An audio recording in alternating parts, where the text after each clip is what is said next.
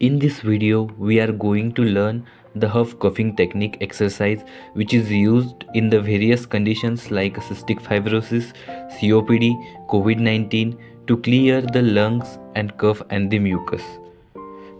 In this exercise, we first sit up straight with the chin tilt slightly up and mouth should be open. Take a slow deep breath to fill the lungs.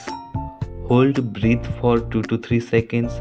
After that, exhale forcefully but slowly in the continuous exhalation to move mucus from the smaller to larger airways. Repeat this maneuver for 2 to more times, then follow with the one strong cough to clear the mucus from larger airway.